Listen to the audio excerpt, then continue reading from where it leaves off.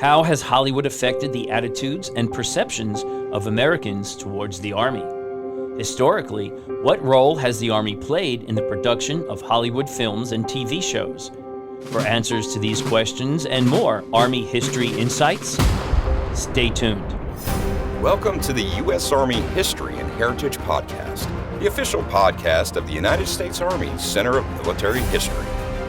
The Center of Military History writes and publishes the Army's official history, manages the U.S. Army Museum Enterprise, and provides historical support throughout the U.S. Army. Hello, everyone, and welcome to the United States Army History and Heritage Podcast. I'm Lee Reynolds, the Strategic Communications Officer for the Center of Military History. We are currently in the Hollywood award season, so I thought it would be a good idea to take some time and use this episode to examine and discuss the historical relationship between Hollywood and the Army. And joining me for this discussion is Dr. Dave Hogan. Thank you, Dave, for being here. Thanks for having me, Lee. Well, great. So a little bit about Dave. He is a native of Michigan. He received his bachelor's degree from Dartmouth College in 1980 and his PhD from Duke University in 1986. After teaching at Elon College, he joined the U.S. Army Center of Military History in 1987. He's the author of several books: A Command Post at War, First Army Headquarters in Europe, 1943 to 45. He wrote Raiders, or Elite Infantry, The Changing Role of the U.S. Army Rangers from Dieppe to Grenada. He also wrote the book U.S. Army Special Operations in World War II. And finally, Centuries of Service, the U.S. Army 1775 to 2005. And for 15 years, he taught an honors seminar at the University of Maryland, College Park, on American attitudes towards warfare and the military. And he also taught in Norwich University's online military history program. He is a former trustee of the Society for Military History and is currently working on a biography of General of the Army, Omar Bradley. Ooh, that's a mouthful, but that's a pretty long and impressive career, Dave. Am I missing anything here? I think you've captured it pretty well. Okay, perfect. So now, just for some clarification about my own background, because I'm going to add to the discussion here. So I have worked in Hollywood in numerous capacities, but specifically I have worked as a military technical advisor on many films, documentaries, and TV shows, both in an official capacity for the U.S. Army, but also as a civilian military technical advisor. Some of my credits include We Were Soldiers, The Last Samurai, The Good German, National Treasure, and Only the Brave. And that is a film about the 442nd Japanese American Unit in World War II, not the more recent film called Only the Brave about oil rigs. Now, the American public is clearly fascinated with military-related films. 19 of the 94 Best Picture Oscars have gone to films with a military-related storyline, so about 20%. This year, which is 2023, two of the films nominated for Best Picture are also military stories: All Quiet on the Western Front and Top Gun Maverick. Yeah. What's interesting is All Quiet on the Western Front was, the original one, was the third film to ever win Best Picture.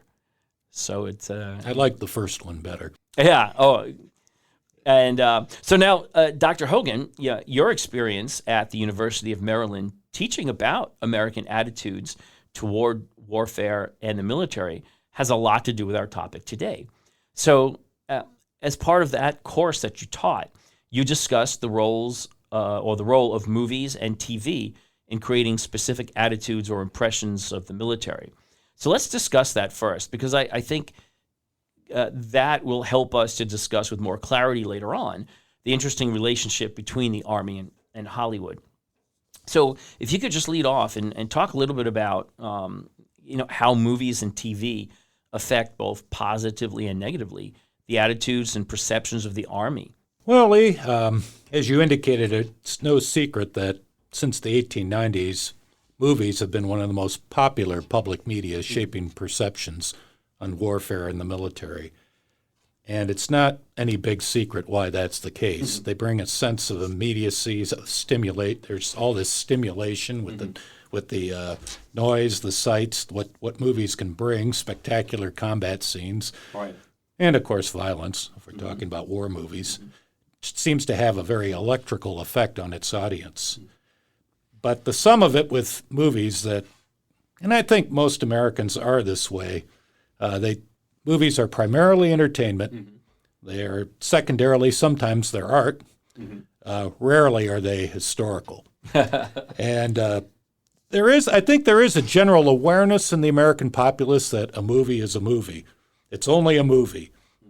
But there are a lot of people who do take movies as reality. And the fact that movies create such lasting images in our minds, this raises some questions about the limitations of dramatic license and so on. So have movies affected attitudes and perceptions? No question. And we can talk some more about that. But I would argue as well that movies reflect as much as they affect existing views. That's a good point. They reflect motifs that are already existent in society. Probably the most popular image that brings into mind is the frontier myth. We've been making movies based on the frontier myth for Lord knows how long. That's been so central in American culture. The factors of freedom, the idea of freedom, captivity, rescue, revenge, all the things that have been built into the. I've heard people describe Pearl Harbor as another Indian war film, the sneak attack, and then the striking back. Well, I think that's basic storytelling. Yeah. And it's a format that's very well worn in the American experience. In some ways, when you ask the question about affect versus reflect views, it reminds me quite a bit of the debate over Vietnam in the media and the chronic argument that the media lost Vietnam. They transmitted all these images to the public and the media, and the public gave up on the war. And actually, I think, and we've had historians at CMH who have argued this, that is way overdrawn, that actually the media reflected public perceptions and more or less followed them as much as created them in the course of time. I think if you look back to filmmaking began, let's say the Oscars, right? So the first picture to ever win an Academy Award was Wings, which was it was a romantic love story set upon Army aviation in the First World War, and the making of this film had full support of the U.S. Army. In fact, it was filmed at I think it was called Kelly Field in San Antonio, Texas. They used Army aircraft. They used soldiers. And a clarification for the audience, too, that at that time the Air Force was part of the Army. That was right. So it was an Army-supported film. But if you take, from that film through World War II into the 50s, a lot of these, if not all of these films, were very heroic, triumphant, pro-America, pro-military. Exactly. Then you get into the 60s. And by 65 to 67, 68, that starts to change. And then you start seeing a lot more of these anti-war, and you can maybe call them anti-American, but anti-military films. So there's that perception or the reflection. I think that's a really good discussion to have. Yes.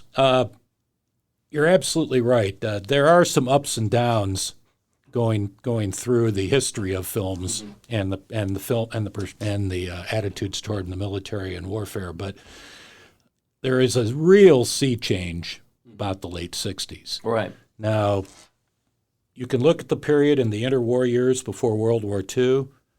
There was the romantic period, the adventure period. There's always been movies that treat war as an adventure, there's a romance involved. There was a period in the 30s when that backtracked a little bit. You started to see pacifist films, like the original All Quiet on the Western Front, which I still think is the best of its genre of all time. Well, the book was written and the film was produced as anti-war films. Yes, it was, and it was. it's an amazing film. I mean, you look at All Quiet on the Western Front now and the technology of the time in which they put it together. It's incredible how well they portrayed that and how effective it was, and it won a slew of Academy Awards at that particular point. But it reflected that era of disenchantment. It was in the middle of the Depression. There was a lot of disillusionment in American society in general with ideals, questions about whether American institutions were up to the challenge, and that fed the kind of disenchantment that you saw in All Quiet on the Western Front.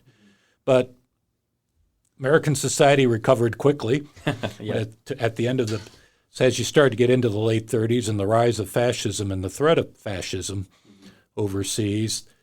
Even if American society was floundering somewhat in terms of we don't know exactly who we are, where we stand, but we know what we're against, and this is it. Yeah. So let's look back a little bit more at that. Well, first of all, can you cite any examples, let's say, that have influenced films from the 30s, 40s, maybe that influenced American public opinion, and then maybe some films that influenced it in a positive way, or some films that influenced it in a negative way?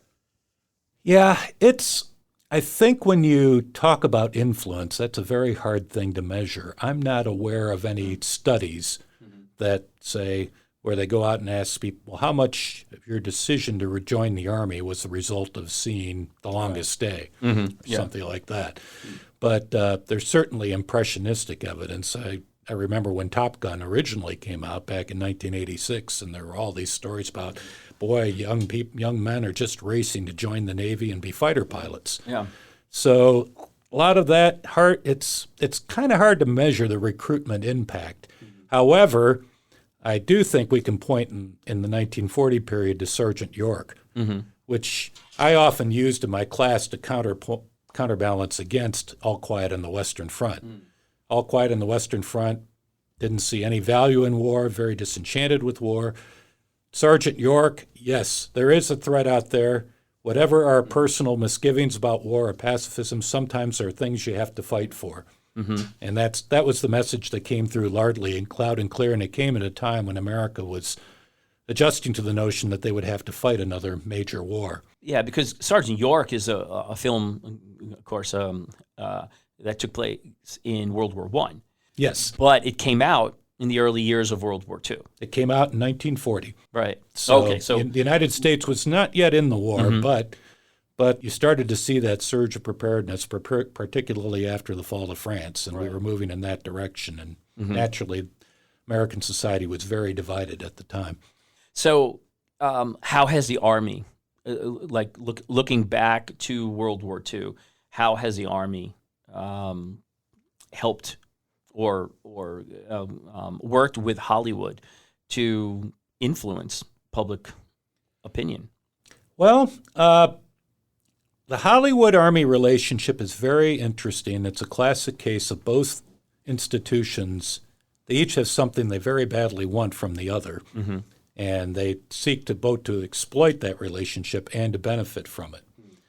And the services want an attractive portrayal of their institution. The Army wants to portray a positive picture of the Army, a positive picture of it as a career, as to draw young men into serving.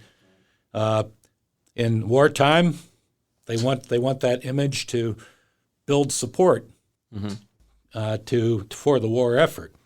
Filmmakers, especially the studios, they want military help. Yeah.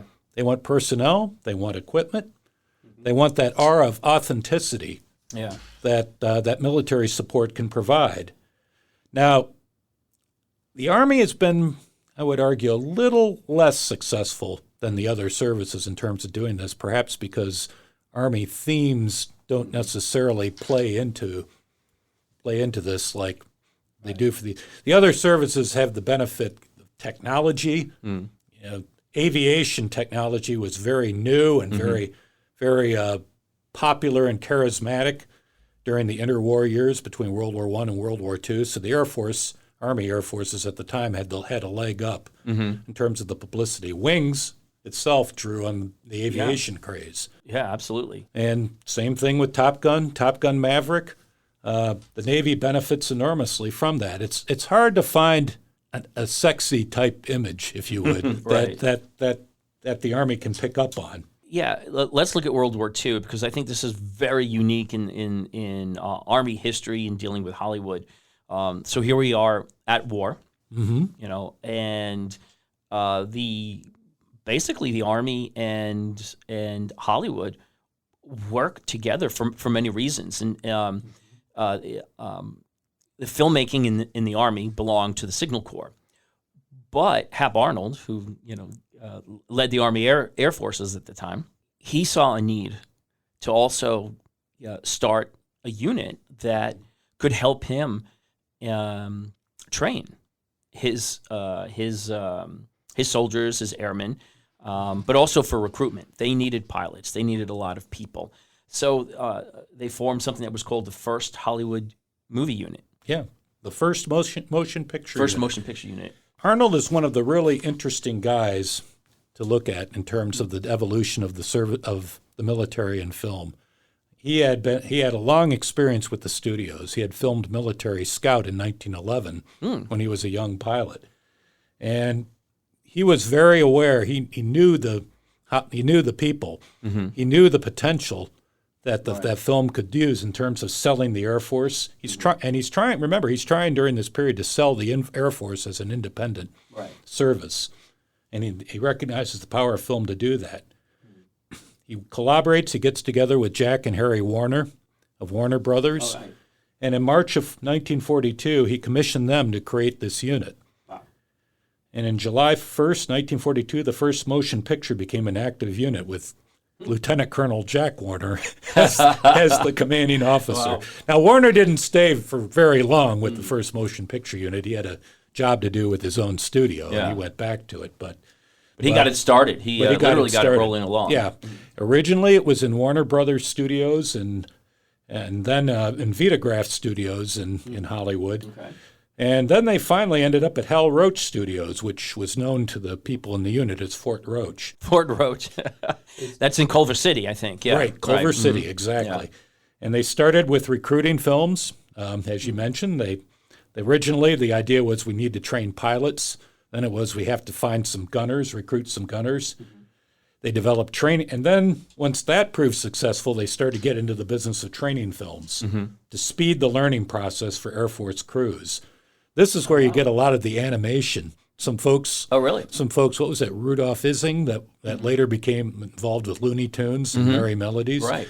He was involved with a lot of these animation scripts. I think Mel Blanc. Also performed in these and did a lot of the voiceover narration. Mel Blanc was the voice of Precision Firing, which was a movie for gunners. And his character, who ended up being very popular in the Air Force, was Trigger Joe. And Trigger Joe would teach you about gunnery. And these are all training films, right? These are training films released to the public. They had character films like there was one on talking about the dynamics of flying, which featured cartoon characters called Thrust, Gravity, and Drag. Oh, wow. But that wasn't all the first motion picture unit did. They also did Special Film Project 152, which involved developing navigational and topographical films to support bombing campaigns. Oh, wow.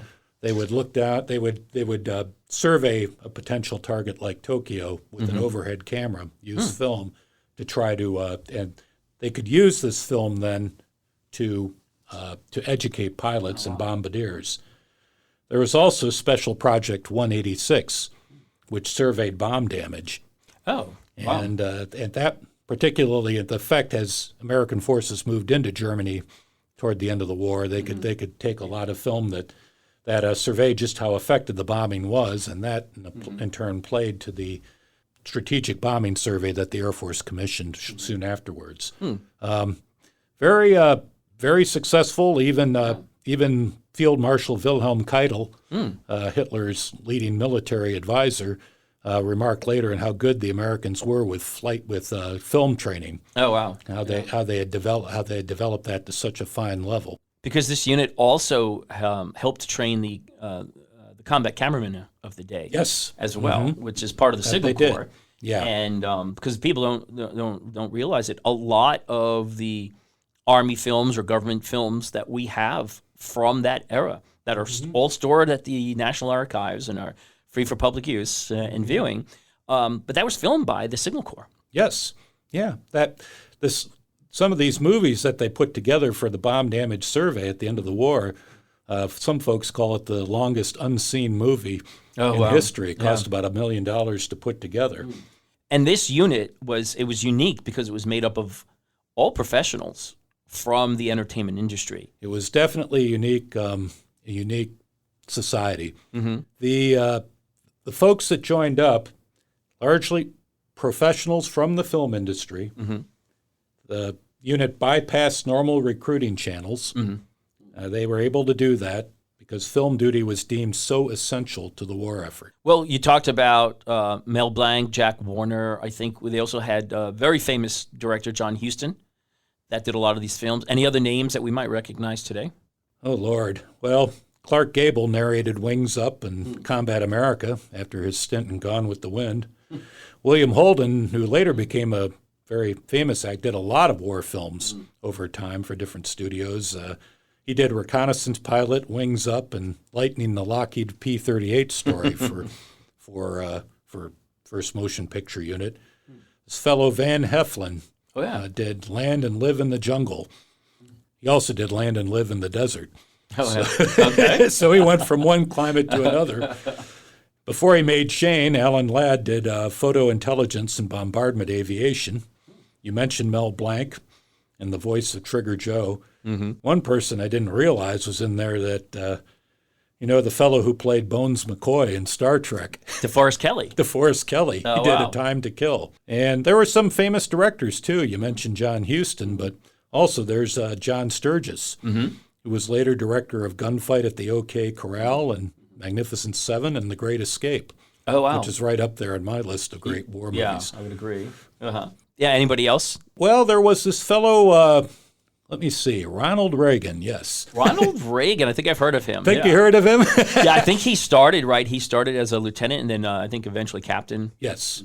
He started as a reserve cavalryman, and that goes back. He had been a long-time reservist. He had joined up with the Army Reserve in Des Moines, Iowa. I think that's when he was doing those baseball. He was broadcasting baseball games in Des Moines. So he had served in the Army for a long time. As a reservist, yeah. But he was he was the first motion picture unit's personnel officer and later the adjutant. And it's ironic because Reagan didn't really like to fly, at least at that point. He had bounced around in a plane flying to Catalina back in the 30s. Well, he made a couple of those outside of this unit. He war films that I thought were pretty good, actually. With Errol Flynn. He did Rear Gunner with Burgess Meredith. And that was a recruiting film to advertise for gunners. They were recruiting gunners. And once they got done with pilots, they recruited gunners for the Air Force. But he did, he did a lot of different films for them. But Jimmy Stewart, I believe, also. Jimmy Stewart did the original one, Winning Your Wings. Oh, yes. That John Huston directed. And Jimmy Stewart, he was perfect for that role. He was probably the Air Force's favorite actor of all time. But he served in the Air Force outside of that unit as well. I think he eventually made general. Yeah, I think he was a one-star general. Yeah. So he did very well. He worked in this Winning Your Wings. It was the first. Actually, Warner Brothers did that on contract. Before. This was the first thing the Warner Brothers did for the Air Force, and while they were still in the process of forming the unit. And Arnold credited that movie with delivering 100,000 recruits. Wow. For pilots. So but again, we're already at war, and these films are designed to help with recruitment, help train military personnel, but also help, I think, with morale. Well, within the military, but also the American public. Yeah, they played a role in terms of putting people in touch with the fighting men. Right. Probably the most famous of the first motion picture unit's films that I can recall is Memphis Belle, the story of a flying fortress that William Wyler directed. And that made the National Film Registry. That was that. I mean, you know, a movie's good when they make a sequel, which they did back in, what was it, the 80s or 90s when they did the one? I think late 80s, yeah. So great film, really good film, yeah. And that told a great story about a bomber crew that was trying to make it through its last mission so it could go home. Yeah. And so there were others. Resisting Enemy Interrogation won an Academy Award, and The Last Bomb was nominated for a Best Documentary. So it's interesting that these films were also submitted for Academy Awards. And they're for documentaries primarily. Yeah, right? For documentaries, true. But so they made some morale films. They made a lot of training films. You go down the list, so many of those films that we were talking about with these actors were training films. Outside of the first motion picture unit, there were other Hollywood people that were involved in filmmaking for the war effort. Frank Capra comes to mind. Yes. Hollywood played a big role in the war effort, and they were a priority. President Roosevelt said early, he said, it's important for the film industry to help keep up morale, maintain national morale, inform and entertain the citizenry. And so films provided a form of escape from all the chaos and heartbreak, but while at the same time attempting to build unity behind the war effort. So with World War II, more than I think any time before or since, you had film enlisted to support the war effort. And because you didn't really see anti-war films coming out of Hollywood in those days. No, there was no questioning. This is what we were all in. Even the cartoon characters served that we're so familiar with. Disney had a whole series of I don't know what you want to call them, not necessarily pro-war, but films. Bugs Bunny sold war bonds. Animated films helping with the war effort. Yes, Donald Duck pushed saving. Yeah, right. So push savings to support the war effort. You mentioned Frank Capra. The Why We Fight was one of the real milestones. Yeah, that was a series of 5 documentaries. Yes. But why I think I think it came up to 7 in the end. Did it? Okay. In the end there were 7, but his first one, which was Prelude to War, that won an Academy Award also. Yes. For Best Documentary. Yes, for Best Documentary. Yeah, I think there were 7 episodes, and they earned a lot of praise. Of course, Capra, as you mentioned, was a filmmaker of some stature. He'd already won Academy Awards. Yeah. He had already won Academy Awards. So, and Why We Fight has since frequently been praised. It's often moving. I remember years ago seeing the one on the Nazi strike, which was the second one, I believe, and they really knew how to use Beethoven's Seventh Symphony in conjunction with all these pictures of French refugees, and just how beastly the enemy was. And they were praised, and the Army wanted to release them theatrically, which the Hollywood was kind of, we don't want the competition from the Army. But the reaction to the Why We Fight wasn't universally positive. A lot of people found the episodes strident with a lot of cliches, slogans, and heroic posturing.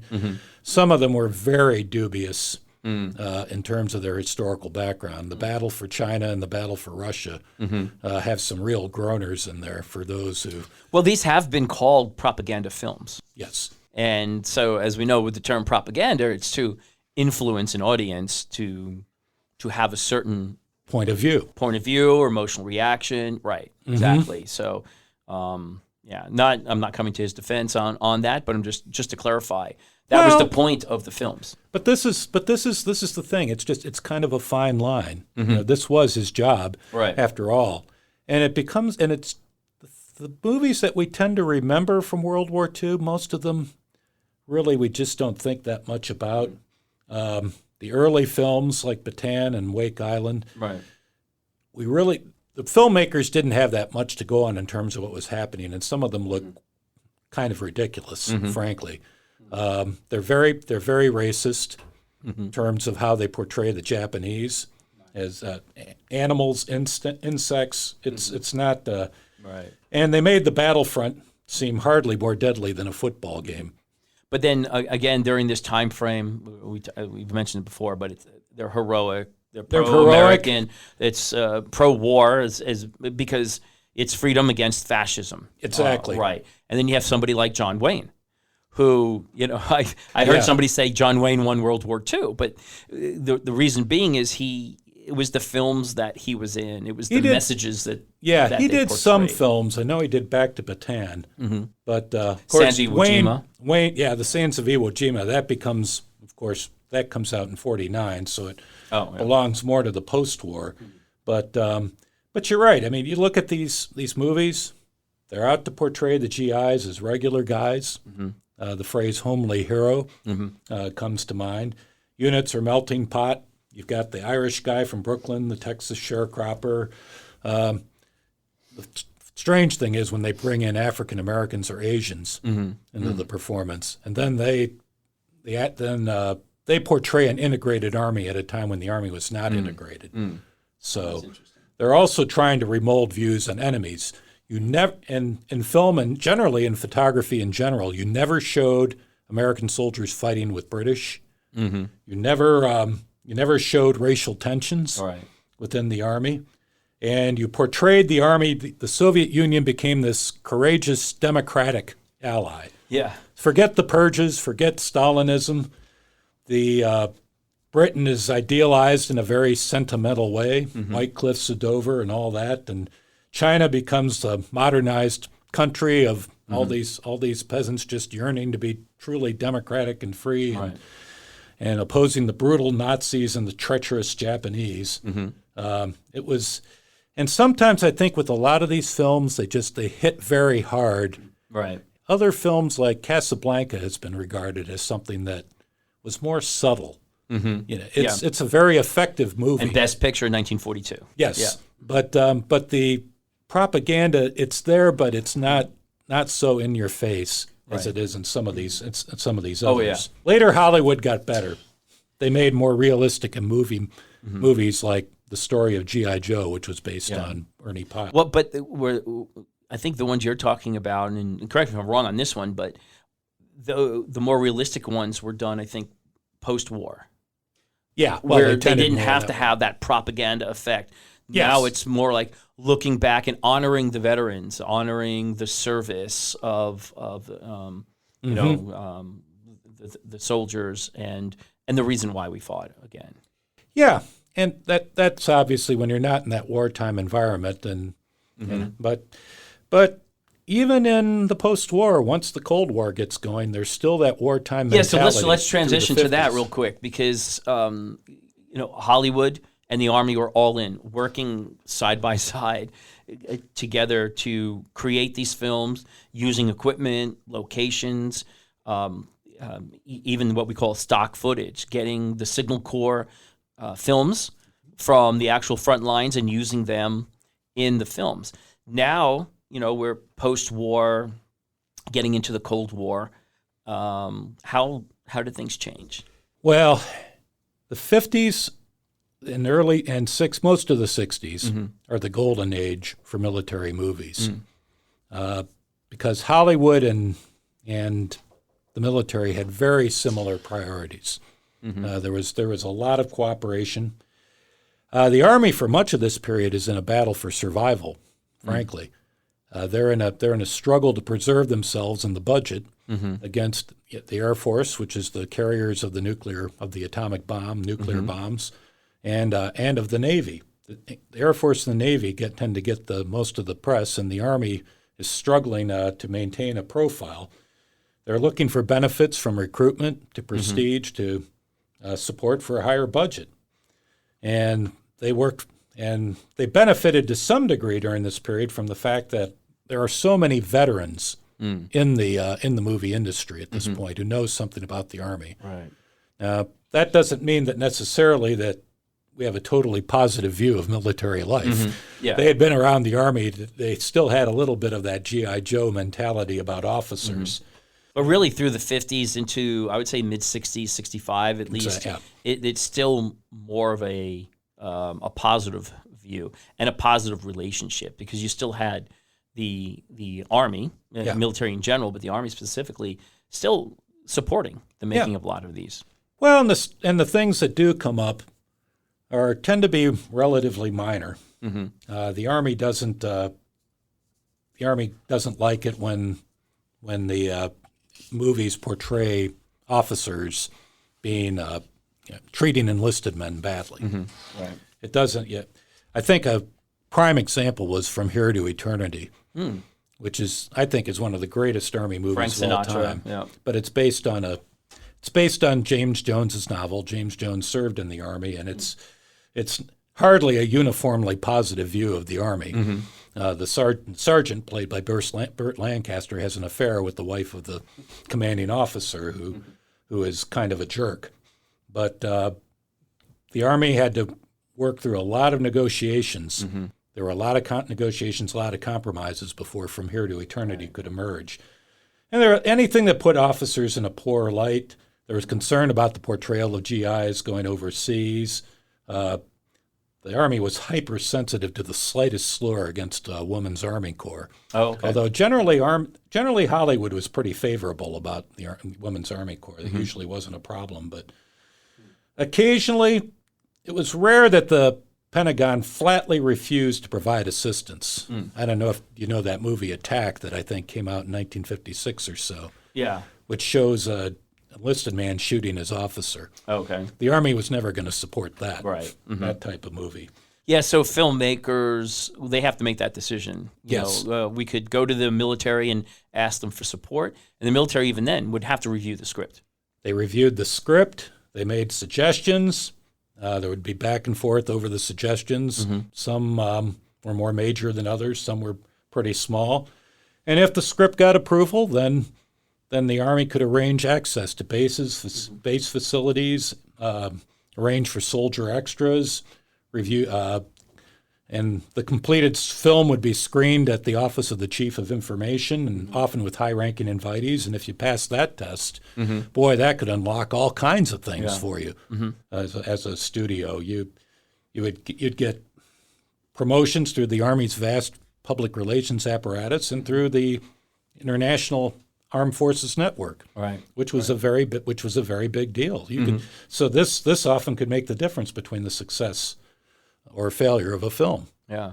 So now, as we get through the 60s into the 70s, we're starting to see a change in the films that are coming out,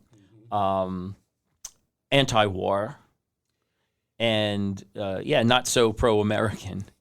There's a change in the sense that you could see tougher portrayals of officers and of the institution in the 50s and 60s, but it was more along the lines of just, this is kind of the culture and this is what you go through to be a man and be a tough guy, a lot of that sort of thing. But that relationship between the Army and Hollywood, as more of these anti-war, anti-military films were being made, the Army wasn't supporting those, so there was a little bit of a break in that relationship. That changes enormously. Some of the movies that come out later, it begins in the early '60s when you have the growing concern over nuclear warfare. Right. The early '60s, Dr. Strangelove and Failsafe aren't specifically on the Army, but that's the kind of questioning. So they don't get any support from the military. No, there's this general questioning of American institutions, and that's a case where the questioning is the movies reflect that and affect that both. But Vietnam turns into an unpopular war that upsets the traditional pictures of the military and the militarism. From some of the skeptical wisecracks about the institution and officers in the 50s and 60s, you go into something more sinister, something that the military comes off as careerist, clueless, and robotic. You have much more negative portrayals of the Army leadership. suspicion of civilian and military leaders. That's an outgrowth of the era. And that's when you start to get the kind of Vietnam movies. On the one hand, Platoon, It's later. Casualties of War, Right. Apocalypse Now, and then the reaction type movie of that, whereas you had the Green Berets, which was kind of a follow-on from the late 60s. You go from there to Rambo in the 80s. But now Patton. So Patton, right, 1970, right in the heart of that time where it's anti-war films, that had the support of the military, didn't it? Patton is an interesting movie, and there's this fellow, Nick Sarantakis, that wrote a great book on that. You can look at Patton a number of different ways. And Frank McCarthy, who was the producer for Patton, was a former aide to General George Marshall, Chief of Staff of the Army in World War II. So he had contacts, and he could work those to make Patton happen. And there are some who look at Patton and figure that's really an anti-war film for the period. The movie was based on two books. One of them was by Omar Bradley. Yes, and A Soldier's Story. Right, and I understand that Bradley was actually a military advisor on that film. Yes, and if Bradley was a military advisor, you could be sure it wasn't going to be anti-Army. Right. However, the Bradley relationship, Bradley, I think, tried to be as fair as he could with Patton, but he was not a Patton fan, and that comes off in different ways. And then what's interesting is that same year, I think also up for Best Picture, but Patton won, was MASH. And MASH is a classic Vietnam. It's set in the Korean War. Right. It's a medical unit in the Korean War, obviously, but the themes, the portrayal of the military, in so many different ways reflects the Vietnam era. Yeah. And the producers made it as an anti-Vietnam War film. Yeah. Moving forward, you've mentioned some of the ones in the 80s, the heart of the Cold War. The military is being a lot more selective now. The Army's very selective for a time in the late 70s, 80s when these Vietnam movies start coming out. And they're very sensitive. Yeah. I think it's a period when the military is under fire. Not getting a lot of support from the Army. Yep. But then this movie called Top Gun came out. Oh, yeah. And I still remember that. Yeah, and I think you mentioned earlier what that did for the Navy, what that did for recruitment. And I think even the recent one, Top Gun Maverick. Has had an impact. But I remember when that came out, and in working Army Public Affairs for as long as I have, and working with the entertainment office in Hollywood, we've always said the Army needs our Top Gun. But then somebody responded to that, some producers, and they came out with a movie called Firebirds. That's when you stopped. When you stopped pushing for an Army which wasn't Top good, Gun. and we'll talk about that a little bit more later. But so the military's been a lot more selective on what they're going to. They're wiser. I think they come out of it wiser. I think they benefit from the resurgence of support in the 80s. Yeah. And you start getting some more positive films like Top Gun, but there are others. Part of it is you start to get into the World War II nostalgia. Saving Private Ryan, that's generally a fairly positive movie about the Army. Let's see, A Bridge Too Far came out in the late 70s, but that carries over the heritage of some of the old World War II classics. And a movie you were working on, We Were Soldiers, which you can take that vis-a-vis Platoon, which in terms of how Vietnam is viewed. But a lot of the movies lately, too, there's still the sense of individuals caught in the chaos of a wartime situation where the support, the implication of support from the higher levels and from society at large doesn't always seem to be there. You get these, how do I put it, somewhat anarchic films like Three Kings. Do you remember Three Kings with George Clooney? The Desert Storm, I think. Yeah.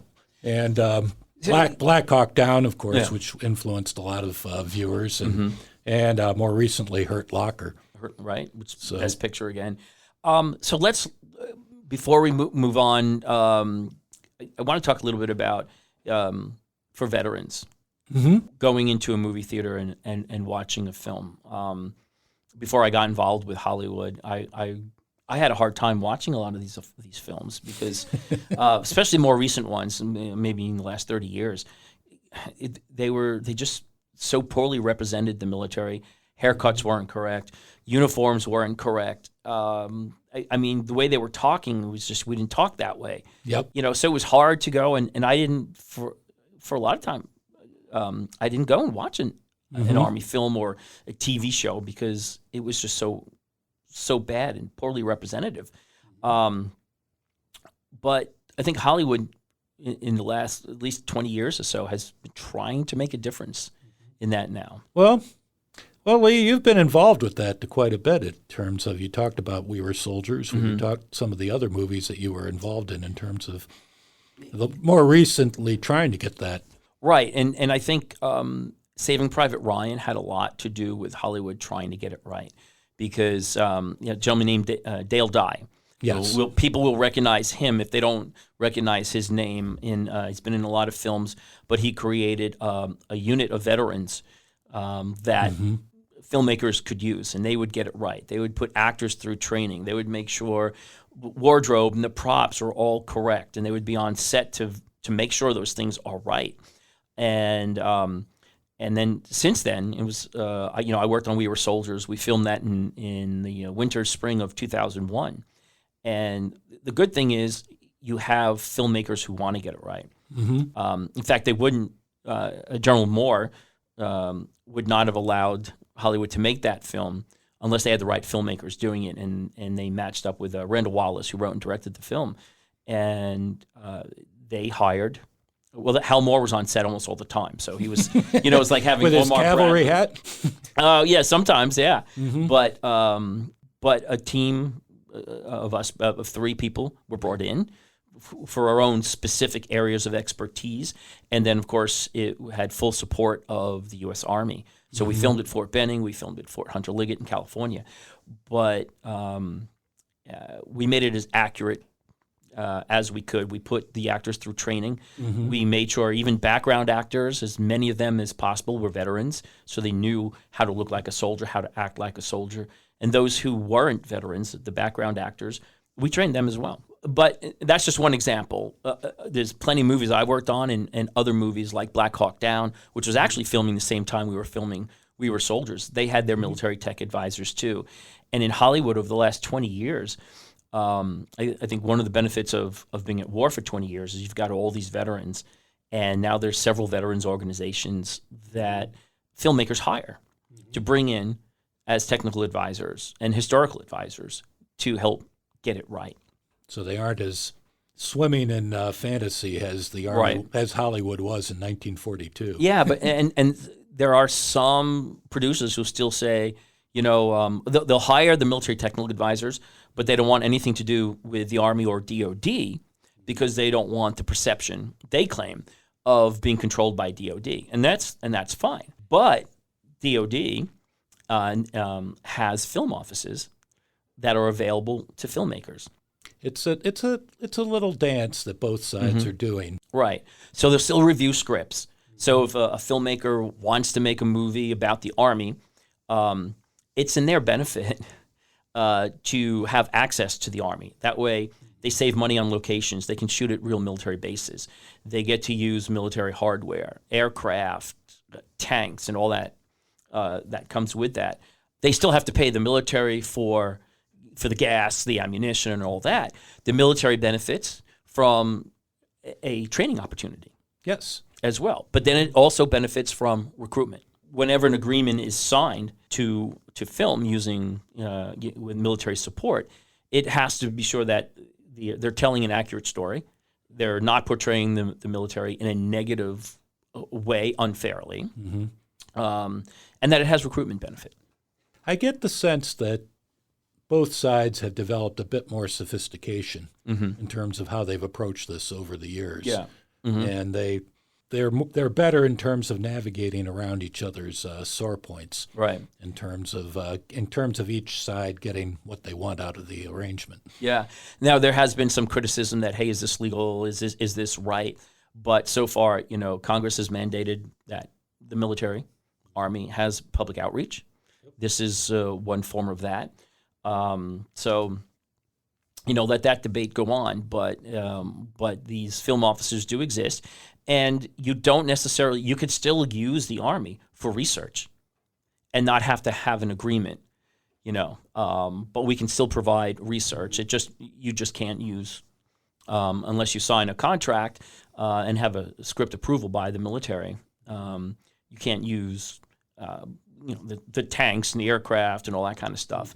But the military still provides his support and accuracy and that kind of thing. Yeah. Well, and the thing is, too, with We Were Soldiers, and I remember when that came out, Vietnam vets were delighted because it actually showed them fighting a worthy enemy. Right. Yeah. In a tough battle. Yeah. That in some ways evoked World War II type clashes. But General Moore wanted it that way, to his credit. Him and Joe Galloway, they were both on the set pretty much the whole time. So that was all very good. And I would say about 80% of the movie was accurate. There's a few things in it. We can talk about that a little bit. That they agreed upon. General Moore agreed with the filmmakers that, okay, I get it, poetic or dramatic license was taken, and you're going to have that. And I think that's a point that I do want to get across to the audience is sometimes when you go and see these films, sometimes some things, it's a compromise. But as long as, they're saluting correctly, they have the right haircuts, they're wearing the right uniforms, they look like soldiers, then that makes me happy. But, we're getting short on time, so I want to jump into our segment called Whoa Trivia. So for today, I think it would be kind of fun if we just talk about our 5 favorite and maybe least favorite war films, and any for special mention. Would you want to start?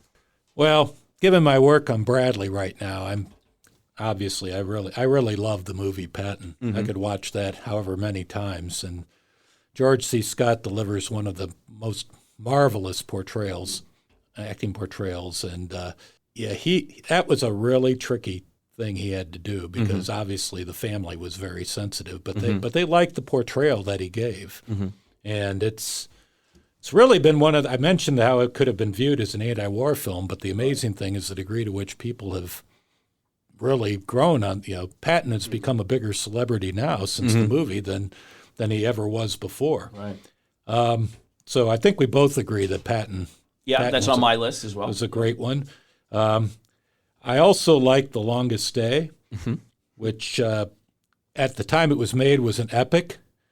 And you can read about there were a lot of clashes there between the producer and the Army in terms of things that were portrayed. I think there was at one point where he filmed American soldiers killing Germans trying to surrender. And the Army was very upset about that. And he said he wouldn't delete it, and they went back and forth on that.